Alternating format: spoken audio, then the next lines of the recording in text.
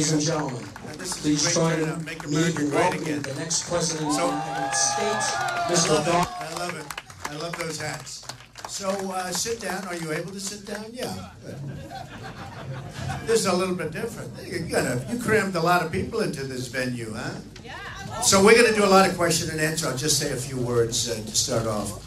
But it's an honor to be here. New Hampshire's been a very special place to me. I have so many friends up here over the years. So even before the whole political thing, I've been here so much. And it always amazes me when I'm up in New Hampshire, the people talk so much about the heroin problem, and you don't see it that way. You know certain locations, and you have certain locations, and you can understand that, but you never see it here, and yet it's the first question I get almost always, how do you stop it? And there's nobody going to be tougher at the border than Donald Trump. Nobody. And we're going to have that wall, and that wall is going to be built. And, we have great people over there. We have the Border Patrol. They're great. They called me. When I first started this whole thing, I got a call. I went to Laredo, Texas. I met with them. These are incredible people that want to do their job. They want very much to do their job. And they're not allowed to do their job. It's just, they're told, stand down, and they're not allowed to do it. And they're going to be allowed to do their job, believe me, folks. And so we're going to secure the border, and you're not going to have the problem that you have right now. We're going to really try and make it. Part of the problem with the heroin, it's so cheap because it comes in so much. The supply is so massive that it's cheaper than getting candy. And your kids are getting hooked, and plenty of other people besides the kids are hooked. And we got to get them better. We got to get them out of that addiction. And we'll do it. We'll do it. We're going to work on it. But that's one of the main questions. Whenever I come here, I'm always hearing about that. And it just doesn't set. You drive through these beautiful areas and the trees on each side, and you want to get out and go hiking. But it is a problem, and we're going to solve that problem. And we're going to solve many other problems. We're going to strengthen our military. Nobody closer to the vets and veterans have been supported. And we got to get them better. We're going to strengthen that because our vets have been treated horribly. So we're going to straighten that out. And we're just going to do a great job.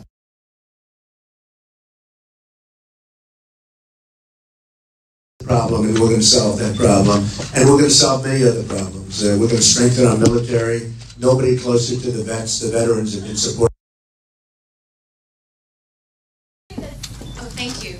An issue that's on the minds of a lot of young voters is a year of service.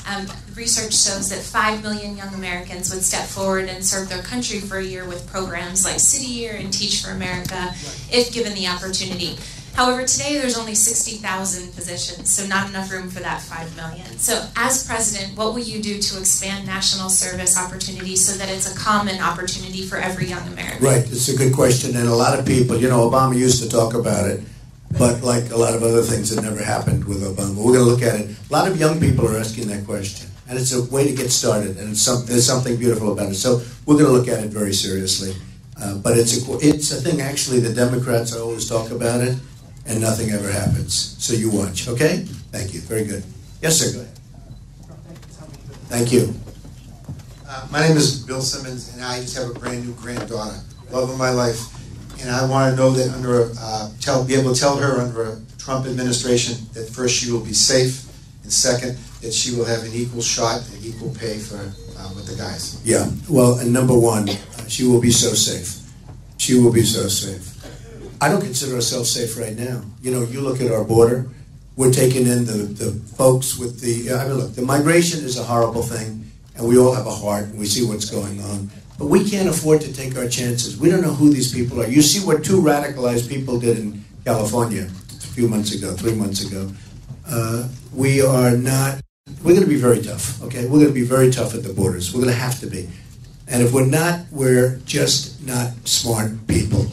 So we're going to make sure that she's going to be safe, and we're going to work very, very hard on other countries because the wrong people are getting the wrong kind of weapons. The biggest problem we have today is the weaponry, the power.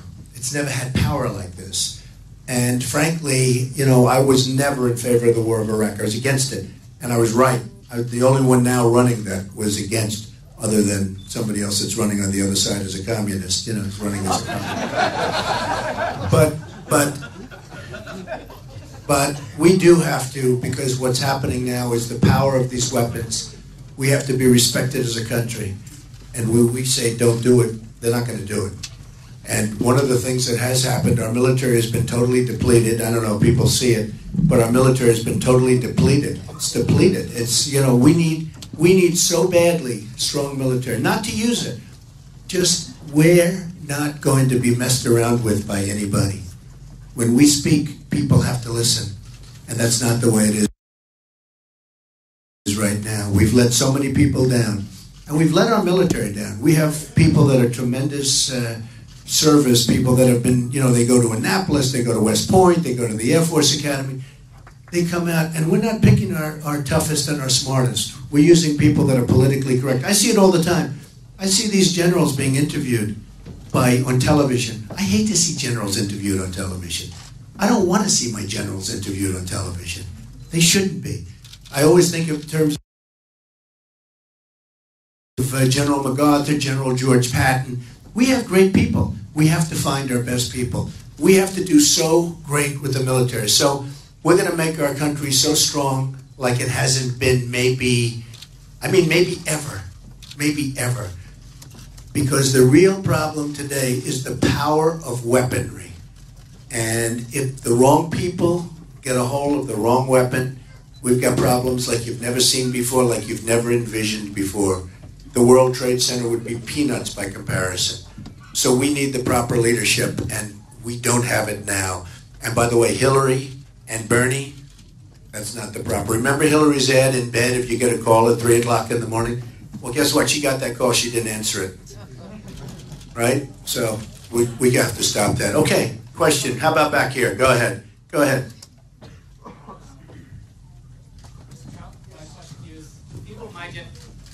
People of my generation are facing a huge issue of the loans on the college debt.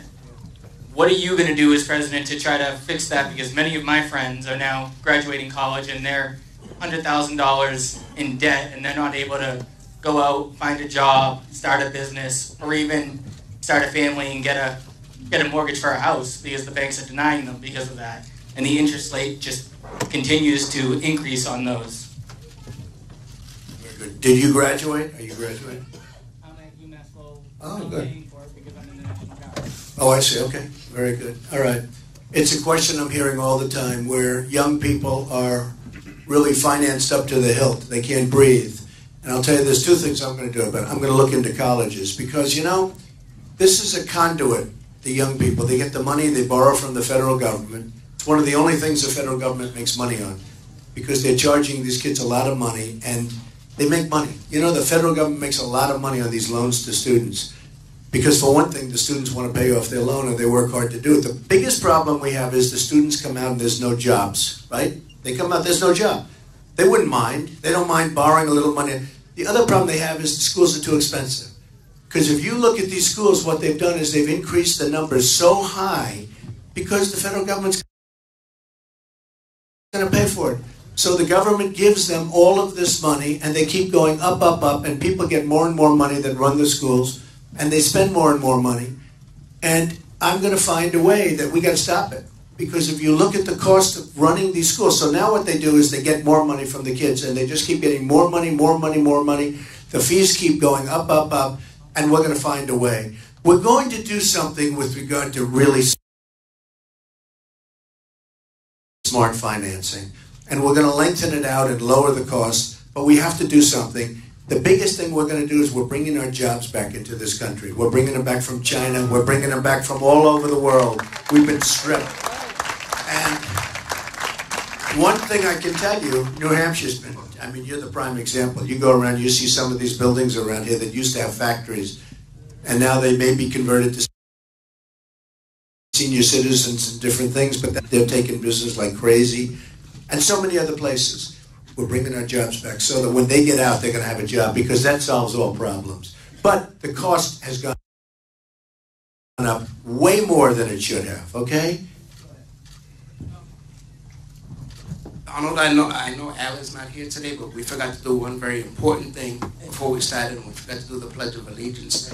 And I also want to take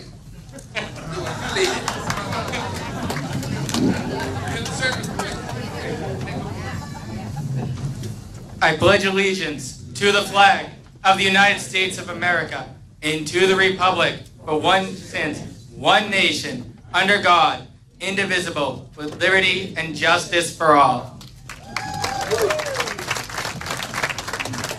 I like that. That was very nice. That's very good. Any other questions? Go ahead. Sir, with the red, beautiful red.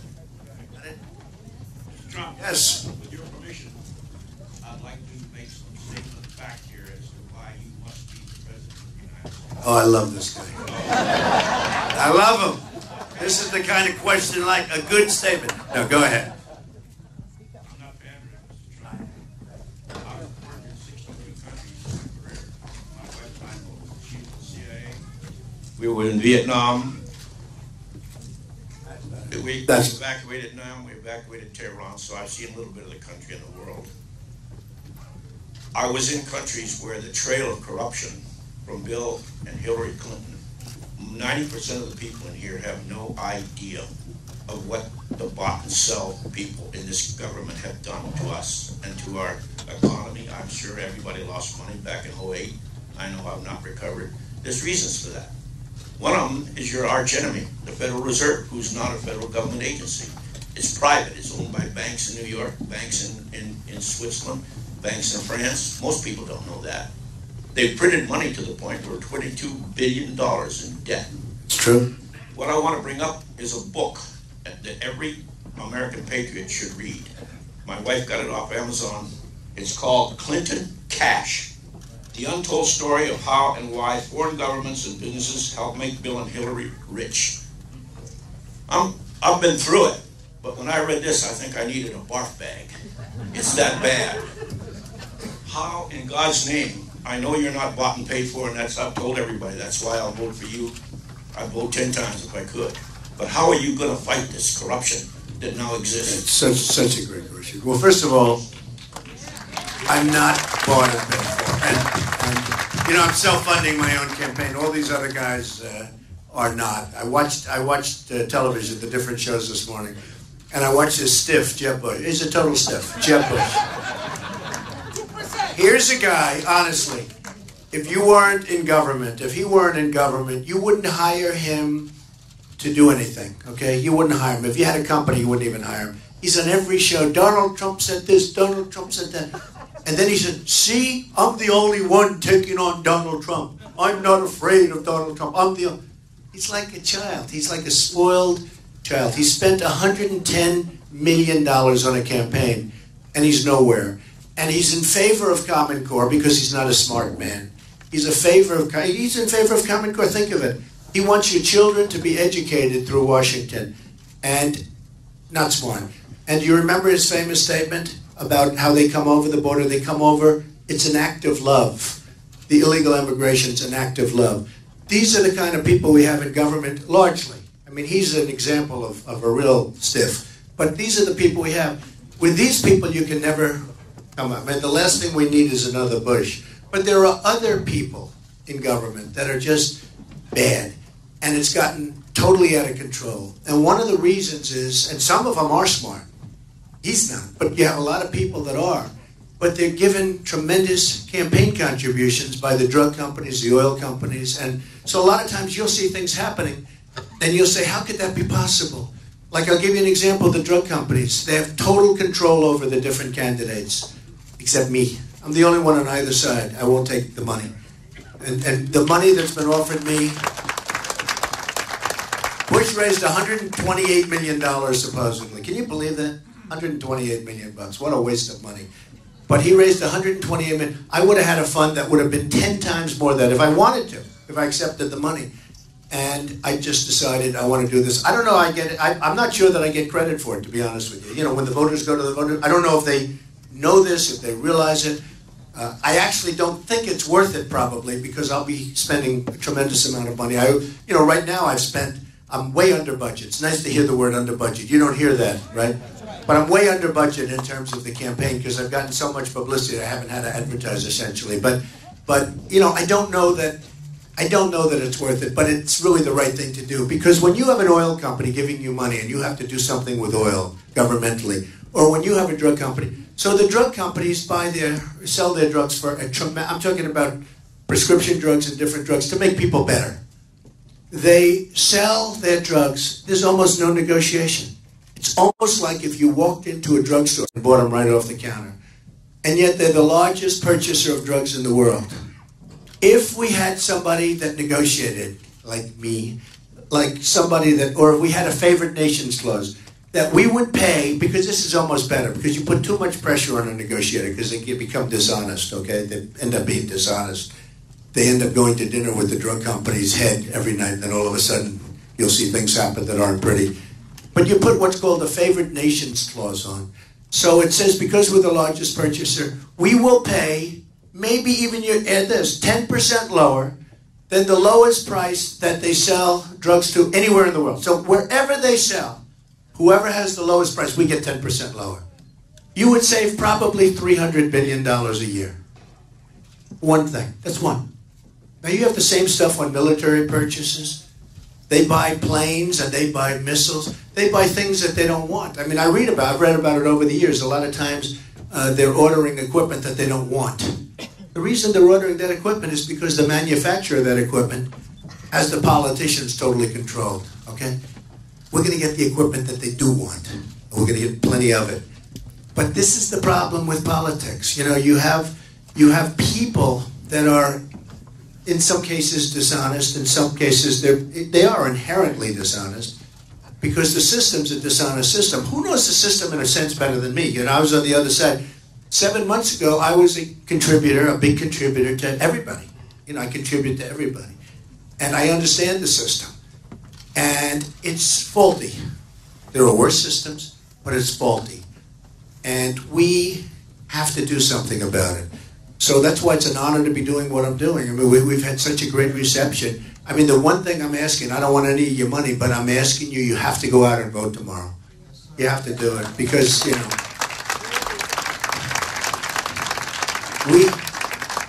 we have to get rid of the Bushes of the world. And, you know, guys like that will never straighten out this country. They'll never straighten out the country. They're weak, they're ineffective, and, you know, it's just not going to happen. We do have a couple of pretty good people running. I won't name them because I don't want to tell them, you know, now. Maybe right after I leave, I'll whisper in your ear who the good ones are. But there are a couple of pretty good people. And we have to get great people in office. It's, you know, we're at a tipping point, this country. I mean, we're running against a guy who's a socialist, an avowed socialist, and he's winning. It's hard to believe. He's winning. This would have been impossible to think of 10 years ago. He's actually winning. And somebody asked me this morning, would I rather run against Hillary or Bernie? And I'm not even sure how to answer the question. That's sort of shocking because, you know, a couple of years ago you would have said Bernie because you'd beat him so easily. I do really well against Hillary, so I know what I have. We've, you know, polls have been taken where I beat her pretty easily. I don't know with Bernie. I know I'll beat him eventually, but you know, you have to start. I haven't focused on him yet. I look forward to focusing on him. But, you know, because he's got a record that's not a good record. But to think that we're running against possibly a socialist and they're essentially tied. He's winning big in New Hampshire, so he's going to win that. But now they're sort of tied. Hard to believe, right? Now they're tied nationwide. And it'd be very interesting to see what happens with Hillary. So now I don't really say Hillary anymore because I don't know if I'm running against her. And then, of course, she shouldn't even be allowed to run based on the email stuff, but we'll find out. We'll find out. Okay, another question? Yeah, go ahead. Go ahead.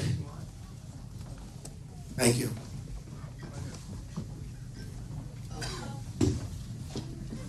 Go ahead.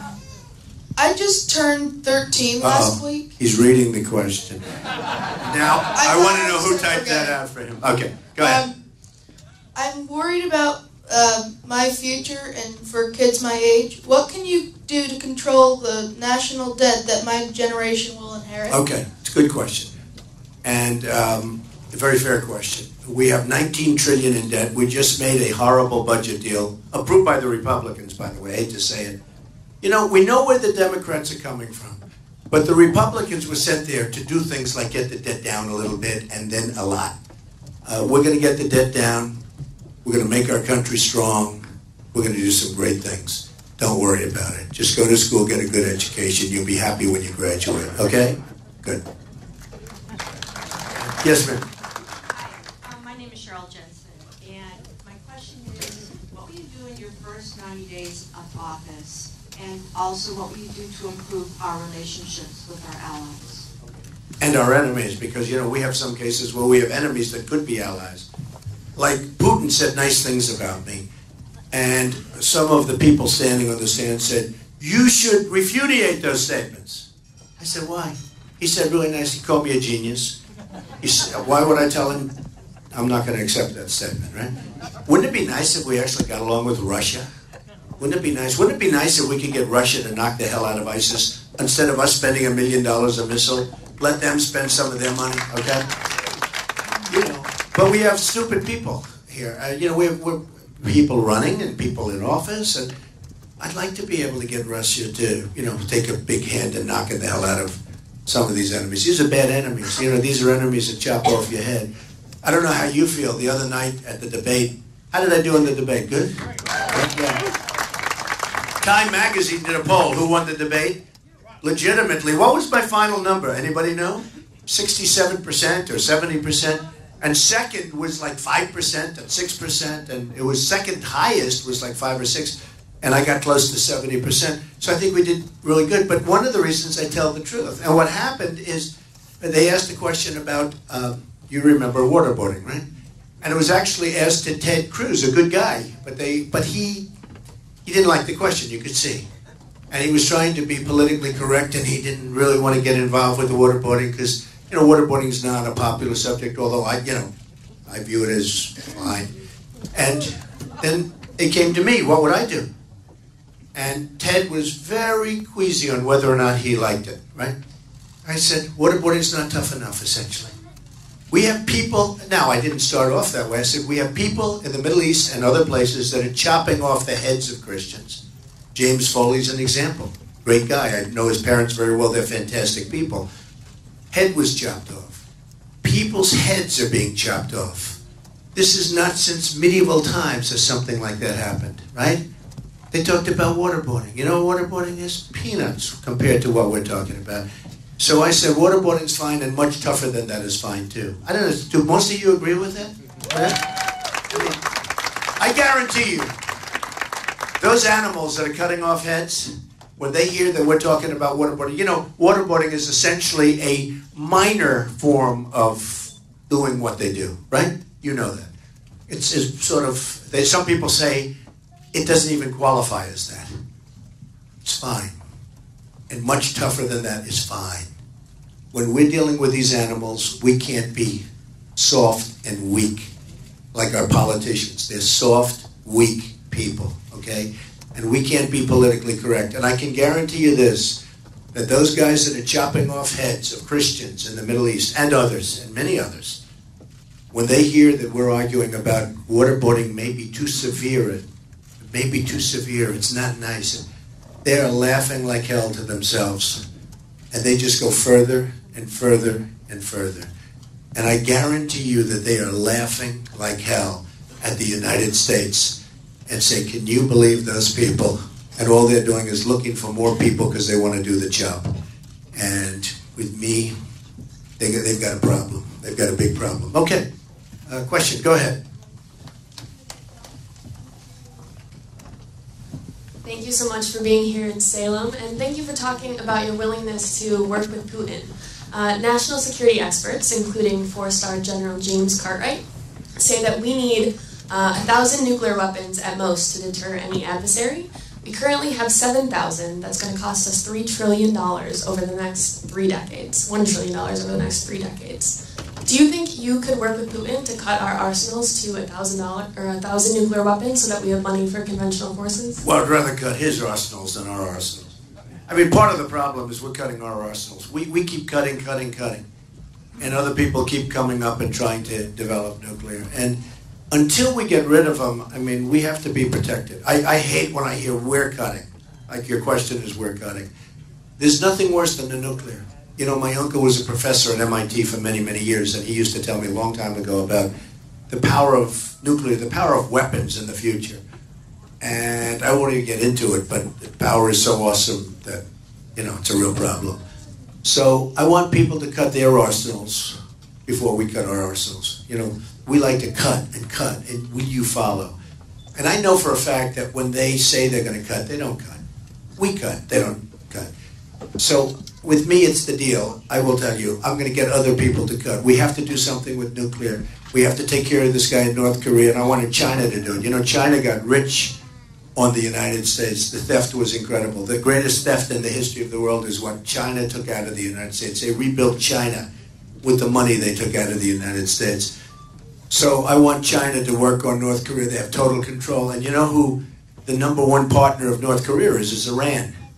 So when we made the Iran deal, and we gave them $150 billion, why didn't Kerry say you have to take care of North Korea, get that problem, get that problem taken care of? They do tremendous business, and their leading partner is actually Iran. And yet we make a deal. We don't get any help with North Korea. So we've got this maniac. We've got South Korea that we protect for peanuts. We got 28,000 soldiers on the line. And he's claiming he's making nuclear weapons. And he is. He doesn't have a delivery system yet, but he will eventually. And we have to do something about that. China can do it. China says, well, we don't really have that much. China's just taunting us. They have total control. And Iran has pretty good control. And we blew the chance with Iran because we gave them the money. We got nothing. That deal is the worst deal I think I've ever seen made. But we'll take care of it. You don't worry about it, okay? You have confidence, I think. We'll take care of it. Yes, go ahead. I've been following you since the early 80s. I know a lot about you and your family. You're a great man. Nobody will negotiate the way you will. My books are in the back for you to sign at the end. And there's something else if someone would like to do an interview. My wife owns an accounting firm in New York and in Boston. I don't live in New Hampshire. I'm from Boston, Swampscott, Massachusetts. I own property here. But I got to tell you something. I'm going to follow you around the United States, put my business aside for 6 months, and I'm going to follow you tonight, stay in Manchester, and I'll be with you at the victory tomorrow. But more important than that, my wife handles the Glenn Doherty Foundation. He was left behind by Hillary Clinton, and nobody in this room knows the truth, but I do. They were left behind. 2 gentlemen, Navy SEALs, were left behind at Benghazi with no ammo. There were 30 rounds left each, approximately. And she left them there, and they could have got out of there. That's a president? Yeah, I've heard that. I've heard about that. And the whole Benghazi thing is a horrible thing. It's amazing. It hasn't resonated with the people like it should have. Part of that is the mainstream media didn't play it up very much. And it never resonated to me like it should have. You know that. But if you really look at Benghazi, what a disgrace it was and how badly she handled it, from the ambassador to the other young guys that were killed horribly. And by the way, horribly killed. Nobody talks about the way they were killed. From what I understand, it was, it's better not to talk about it. But it was horribly killed in the worst fashion possible. So, no, it's going to be a whole different ballgame with me. Believe me, it's a whole different ballgame. And the amazing thing is we'll get along better with people. Somebody was saying, oh, but Trump is a divisive figure. I bring people together. People don't realize it. I bring people together. I have great relationships with China. I have great relationships with China. I make a fortune with. I have the Bank of America building, a big chunk of it in San Francisco. I have 1290 Avenue of the Americas, one of the biggest office buildings in New York. Nobody even knows this stuff. I got all the stuff. I deal with China. They give me millions, tens of millions of dollars for condos. I have the largest bank in the world, which is a Chinese bank, as a tenant. I think I'm all for China. I think if China can get away with this, I'm not angry at China. I'm angry that our politicians are so stupid that they allow it to happen. Number one, we don't use our best and our finest in terms of negotiators. We use political hacks to negotiate deals with people that are trained. They're trained to take advantage of us. These are hard, tough, smart, brilliant people that are trained specifically to make trade deals with us. And we have guys that don't even know what the hell they're doing. They got there because they made a contribution to some candidate. So that's going to stop. We're going to use our toughest, best business people. We're the best business people in the world, and we're going to use our best business people, our best business minds, and we're going to turn around. We're going to lose this year $500 billion having a trade deficit with China. Think of what that is, 500 billion, we're talking 1 year. That means we have a trade deficit with one country of $500 billion. And then Obama gives a big party, a state dinner for the head of China. They probably don't even talk about it. It's just insane. It's going to be different, folks. It's going to be different. We're not going to have state dinners. I'll have state dinners. When we break even, I'll have a state dinner. When we start making money, I'll have a double state dinner. But no. We got to get Apple to make their computers in the United States. Okay? Now, the problem we have is China devalues their currency and knocks the hell out. There's no better currency manipulator ever in the world than China. Now, other countries like Japan are doing a great job, too. We don't do a good job. We do a bad job. But I appreciate your statement, man. That's really nice. And I won't disappoint you. You've been following me for a long time. You know, I win. I win. Okay? Thank you, man. That's cool. Thank you. Go ahead. First of all, Mr. Trump, you have my vote. If I agree with the gentleman in the corner, if I could vote 10 times, I would. You know, in a lot of places in this country, they do vote 10 times. Not you, but there are people that vote many times. How about where they don't want to give any identification? We don't want to identify. We want a card. No, you can't have a card. It's unbelievable, right? It is. And they, believe me, those people, they vote plenty. And if I get the nomination, I'm going to fight like hell to make sure that I don't have some person that's not even a resident of the country, that's not even illegal in the country, that person's not voting 47 times for somebody. And it won't be for me. I guarantee you that. So we're going to work on that. But I appreciate that. 10 times, that's okay. That's a minimal number, for some people, right? My question to you is, when, and I gladly say when, you are elected president, would you consider any of your running mates to be in the cabinet? When you say running mates, the people that are running now? Yes. Yeah, I like a few of them. I think a few of them have good talent. I've become friendly. I'm sort of almost friendly with all of them. I mean, I don't have a lot of respect for Jeb. Jeb is a lightweight, let me tell you. But I don't have a lot of respect for Jeb. And there's a couple of others who I don't have a lot of respect for. I won't mention names, but some are very talented people. And I would certainly think about that. I mean, usually they ask that question as a vice president, And I don't even like talking about it, though, because I want to close the deal. I've been a closer all my life. I get the deal done, right? We get the deal done. So I want to get the deal done. And when we get the deal done, we'll talk about it. But, yeah, there are some good people up there.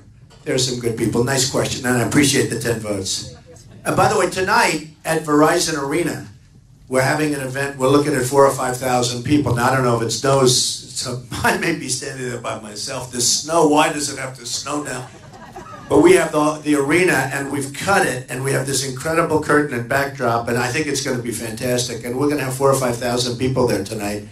Could be even a little more than that. And you guys are all invited. I think we're going to have a little party, and then the next day you're going to leave that arena. You're going to go out. You're going to stand there. I don't care if it snows or not. We got to vote because we really do. I said before, I'm not asking for your money, I'm asking for your vote. The one thing we have to do, because this is like a destiny thing, we have a movement going on. We're going to take back our country. We're going to make America great again. We're going to start winning again. We don't win anymore. When was the last time, and I mentioned this when I make speeches, when do we win? We don't win anymore. When was the last time you heard, we beat China in trade, we beat ISIS? We never beat ISIS. It's just this long slog. Long slog. You don't even know what's going on. It just never ends. Just keeps going. I guarantee you, we're going to beat ISIS. I'm going to be the worst thing that ever happened to them. And remember this. I'm the one that didn't want to go into Iraq because I said, if you go into Iraq, you're going to destabilize the Middle East because you're going to ruin, Iran has a lot of power and Iraq had a lot of power militarily. And they were always fighting with each other. And there was like a line. The line never moved. I always say it goes 10 feet this way, 10 feet that way, then they rest. Then it goes again and again. Well, we decapitated the one side, which was stupid to do, but we did that.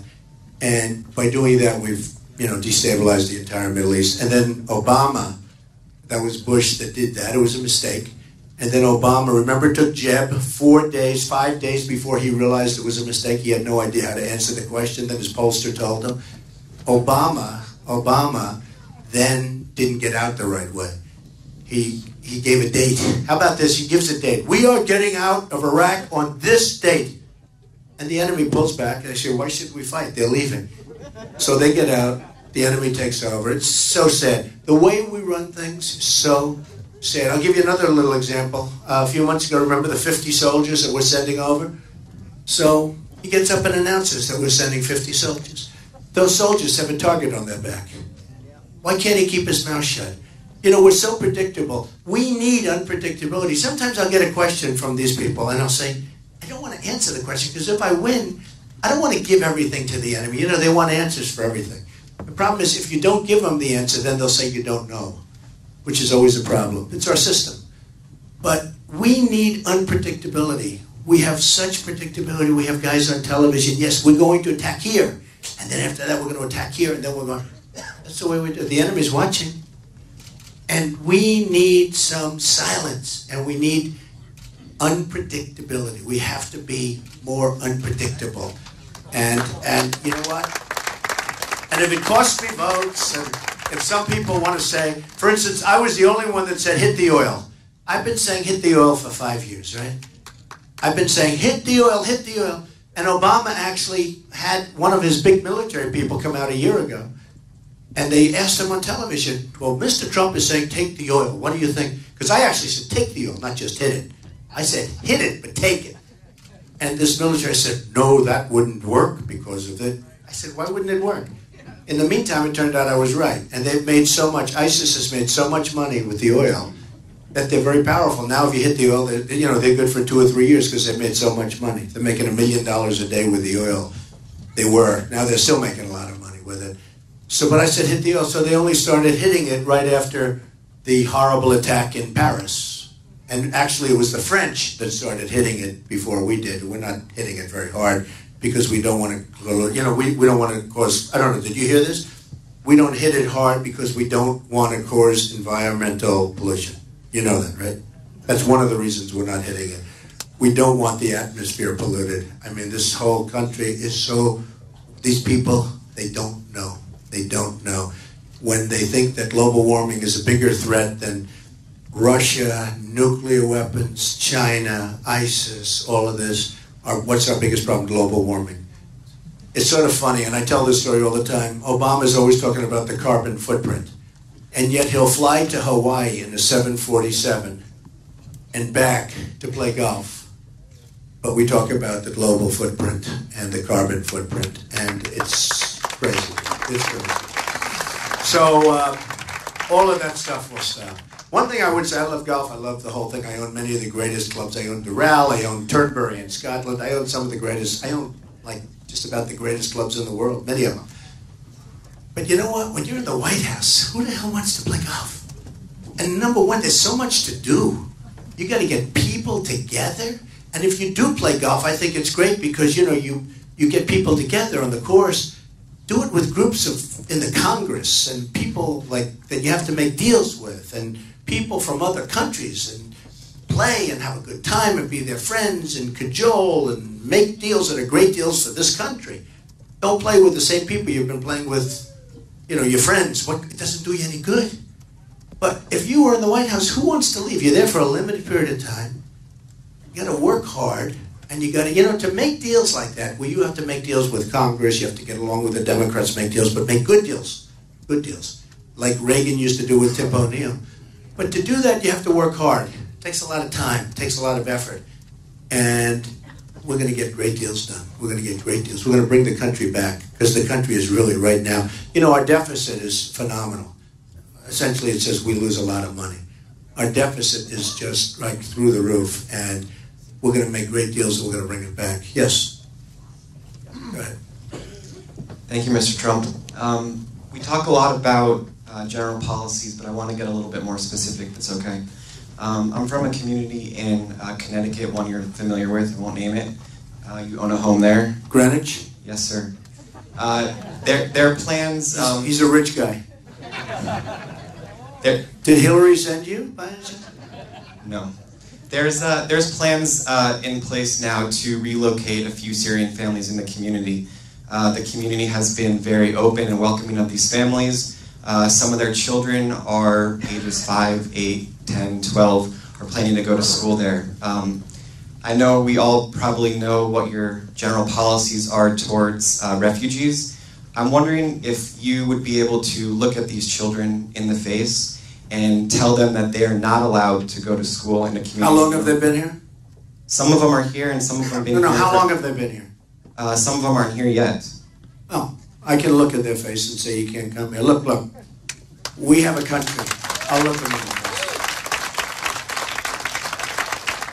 We don't know where their parents come from. Their parents should always stay with them. You have to keep them together, and that's very important.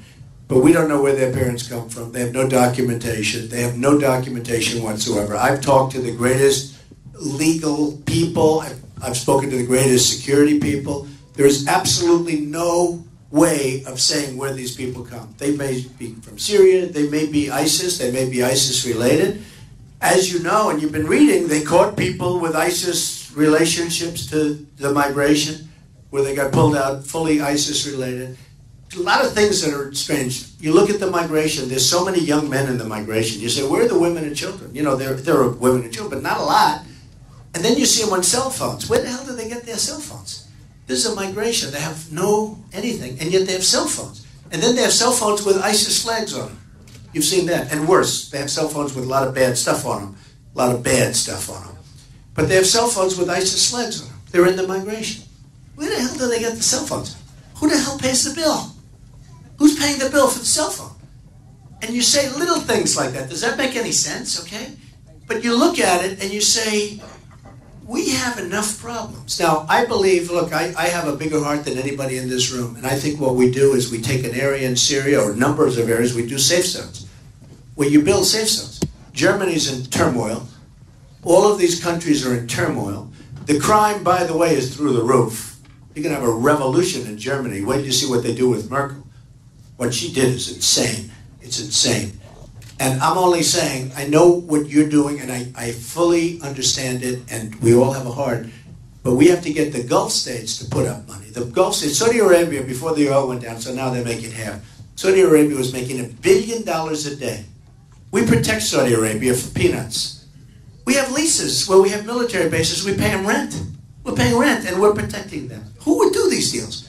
We're paying rent, and we're protecting Saudi Arabia. They're making $1 billion a day, right? The Gulf states, who are very immensely wealthy, should put up money. I want them to put up the money. We'll help, and we'll get it done. But we're tired of putting up money. We're a debtor nation. We owe the $19 trillion, which is soon going to be $21 trillion. And I think we should do big safe zones in Syria. And when this whole mess is over, they can go back and rebuild their areas, their communities, which is probably where they want to be anyway. You know, I have many people that work for me, and they come from some very poor countries. And I've seen it over the years, when they retire, when they leave, they want to go back to their country. I say, why? Because we love our country. You would never even think that. We love New Hampshire. You know, I wouldn't mind being here. The truth is, you have people that work even in New Hampshire. And when they leave, when they have enough money, they retire, they go back to a country that you wouldn't believe they want to, but they want to. These people probably want to go back to Syria and their areas in Syria when this whole horrible thing is over. So that's what I think we should do. I don't think they should be moving into Greenwich, Connecticut. I don't think they should be coming into the United States, because we have no idea. You saw the damage that two radicalized people can do. We're taking thousands and thousands of people. Now, I don't think it is, but it could be a Trojan horse. But if 10% of those people, if 2% of those people were bad, the trouble is unbelievable. So, but I understand where you're coming from. But there is a second view to that. Okay, go ahead. Mr. Trump, thank you. Early on, you mentioned about keeping jobs in our country. Yeah, and bringing them back in. And bringing them back in. One of the things that I've had to do over the past 2 years is lay off 2/3 of my workforce and replace the workers with employees from India. How do you plan on stopping that. Well, you do have a problem with that. And when you can't get, I mean, you have the visa situation. You know, we have a visa situation where you can bring in. And there are some areas, like in California with the grape pickers, where they say that you really have to do that. And I'm totally open to that, where you'll bring them in seasonally and they'll come in legally. Look, the main thing is they have to come in legally. If they don't come in legally, we don't have a country. If people can walk across the border and just walk across like they're doing now, we don't have a country. And are you able to get American people to do the job? Why aren't you doing that? Well, to do the job. So no, we're you're saying you laid off people, so and now you have people from India. So we're laying off American workers, and then I'm having to hire them over in India. So we built our center. You mean you're hiring people in India? So we've wow. we've built our center of excellence in India, and we're. And why did you do that? Why did you do that? Why did you do that? So low cost. Because of low cost, yeah. But you know, one of the reasons you can do that is because of the devaluations and monetary manipulation. And our country doesn't know. I don't think if you told Barack Obama about monetary manipulation and the various manipulations of different currencies, I don't think he has a clue as to what's happening. Okay? The reason that works, you know, is the devaluations. And now we have a strong dollar, and it's really inverse. A strong dollar means we're not going to do any business, basically. I mean, it sounds good. You know, it's funny. The word strong dollar sounds great. Oh, we have a strong... That's the good news. The bad news is we're not going to export anything. You look at Caterpillar tractor. It's getting killed, largely because of the strong dollar. And you look at Komatsu, which is a competitor of Caterpillar. They are in Japan. They're doing phenomenal because the weak yen, they've, you know, devalued the yen. So look, I know how to play that game better than anybody. And the reason you're doing that, and you understand what I'm saying, they've devalued to such an extent that it's very hard to compete in this country. Believe me, we're going to be so competitive. We're going to be, and we're getting rid of a lot of the rules and regulations. You have regulations that are killing businesses. You have regulations that where a puddle will form on somebody's farm, a puddle, and it's considered a lake, and people can't touch it. And the whole thing is just insane. We will get rid of so many of the regulations, and some of the regulations are good, and you need some regulation, but we're going to get rid of some of the regulations. We're going to bring our business roaring back. And one of the big things I've done, as you know, is I have a massive tax cut. We're the highest taxed nation in the world, by far. And we're going to be at the lower end of the pack. And it's going to be great for business, and it's going to be great for the middle class, because the middle class is being decimated in our country. You know, people are taking care of people with no money, and they're taking care of people with a lot of money. I'll tell you right now. But the middle class has been totally left out and totally forgotten about. So we're going to take care of, we're going to rebuild our middle class. It's so important. And we're going to start with major tax cuts. Okay? Thank you. Great question, actually.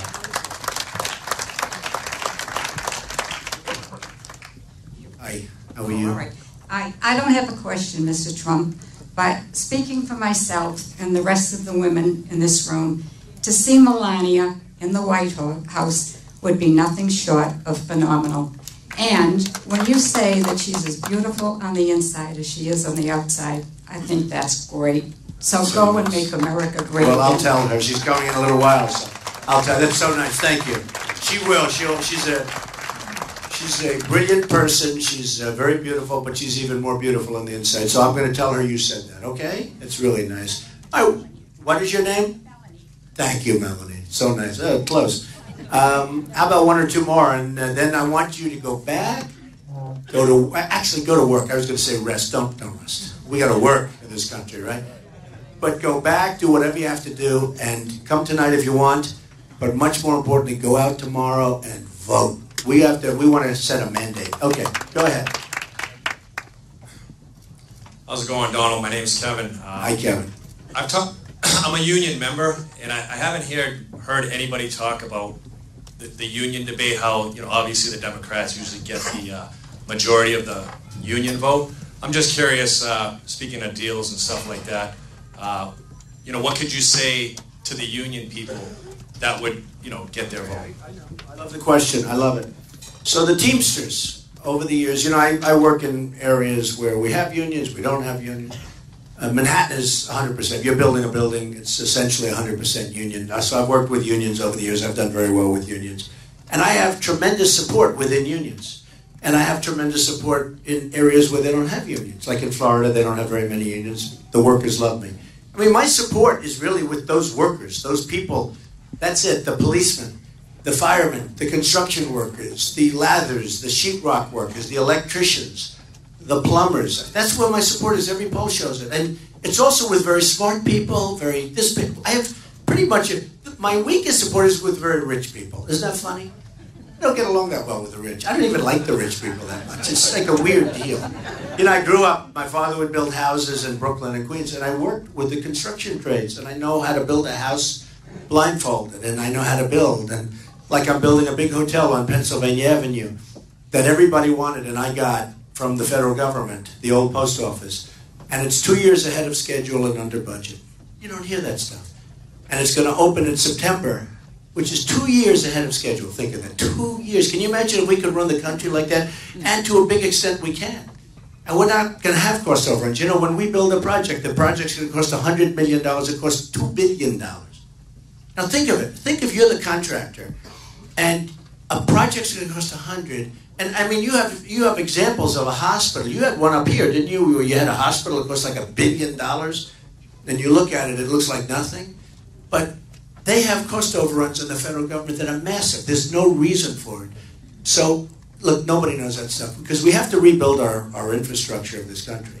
And nobody else understands building. That's what I do best, actually. But I deal with the unions. So the unions have a big problem because the unions are almost all Democrat, right? Like the Teamsters. And I don't know if you saw James Hoffa, the head of the Teamsters, about 2 weeks ago, said, I'm not sure what we can do. They're having a revolution within the Teamsters because the men want to vote, the men and people of the Teamsters want to vote for me. The leadership is always stuck with the Democrats because, that's the way it is. It's almost like a tradition. But the workers want to vote for Trump. And they're having a hard time. And they were going to endorse Hillary, and they put it off. Pretty sad. But the men and women of the Teamsters are with Trump. They're going to vote for me. The workers of this country are going to vote for me because I'm going to create jobs. Hillary's not bringing back jobs from China. She wouldn't do that because there are too many fundraisers that she's given for people where it makes sense to be in China, including the country itself. China itself has lobbyists. Can you imagine how much they pay these people? And these lobbyists contribute to the candidates. The other night at the debate, okay? So I saw people I know so many people. I know many of the lobbyists. I know many of the special interests. I know the oil company guys. So we have like 1,000 seats. And they were going to give a lot of the seats to the students. And I only got 20 seats. Got the highest ratings I read last night. That debate was the highest rated debate, Republican primary debate. Now maybe it said on Saturday night or something, I don't know. But it was the highest rated that they've had in more than 20 years. They can't find the date. It may have been ever. You know why? Not because of Jeb Bush, a total stiff. Okay? It's because of Trump, I hate to say it. No, they got the highest ratings. And no, it's true. I mean, So we said we need tickets because a lot of my friends wanted to go. We got 20 tickets. All of the contestants the candidates got 20 tickets, right? So we got 20 tickets. I said, who got the tickets? The RNC told me. They said, the people that put up money, the funders, meaning the special interest, the lobbyists, and the donors. So the donors got all the tickets. I said, but I don't have any donors. I'm going to get killed. I'm going to get killed. I don't have any donors. This is a big point. I'm the only one that would mention that during the debate. Because I noticed that a couple of guys, like Jeb Bush would give an answer, and everybody would clap. Of course, they total control. I mean, they have total control over this guy. The donors were all clapping for their individual person.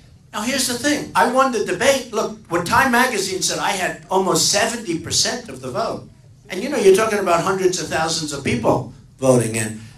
But when they vote, and then I have 70, and the other ones have 5 and 4 and 3 and 7, I think was the highest one. Well, you know, I say, why are they clapping for the various other candidates? Because those people are all giving them money. These people that are running against me, if somebody gets in, they're going to take care of those people. That's the way it goes. I don't even say anything wrong with it. I think that's the way life is. You know, it's called human nature, right? It could be further than that, but let's call it just human nature. But we have a problem in this country because all of these guys will not straighten out the problems. When the oil companies come to me to, you know, get rid of a tax that they should be paying, or when the oil companies come to me to do something else, or when the drug companies come to me and they say, Donald, this is terrible. They actually want us to bid out drugs. They want us to bid on the price. I'm going to say absolutely.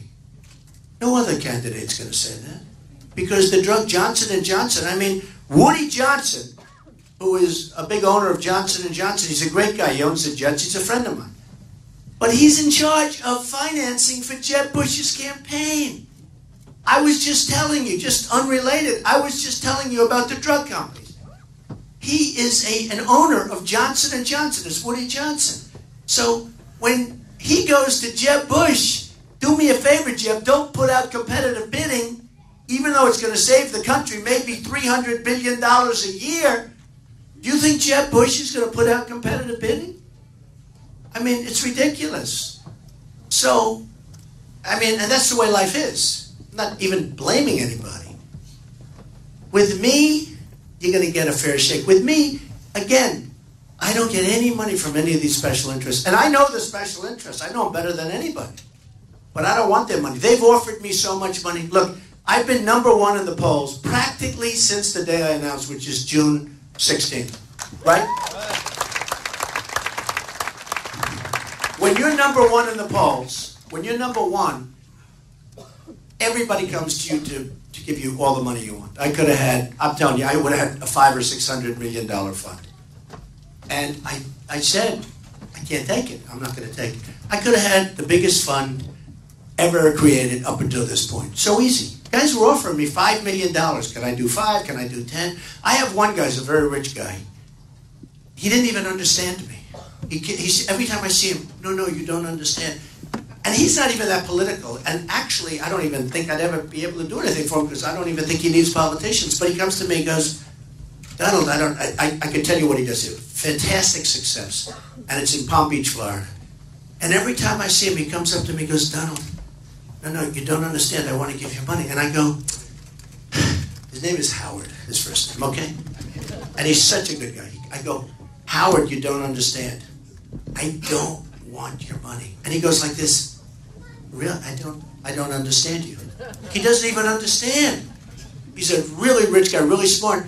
And every time I see him, he goes, Donald, can I give you money now?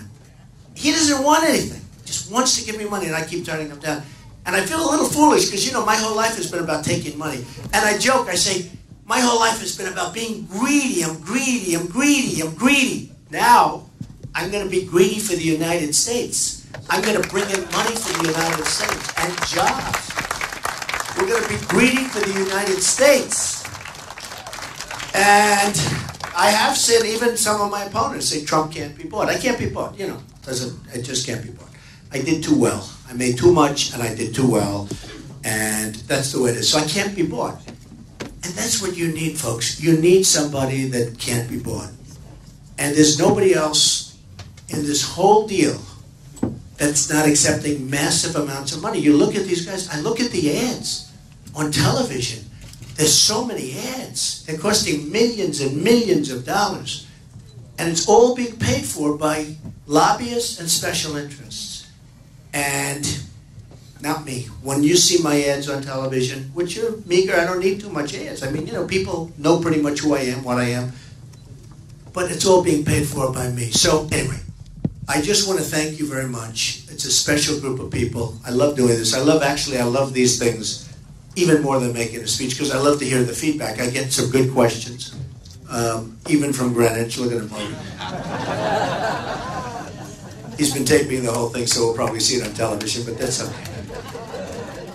But that's okay. He looks like a good guy. So I just want to say, folks, get out tomorrow and vote. So important. I love you all. I promise you, we are going to do such a great job. Thank you. Thank you very much. Thank you. Thank you all. You didn't frankly have the balls to put country before party.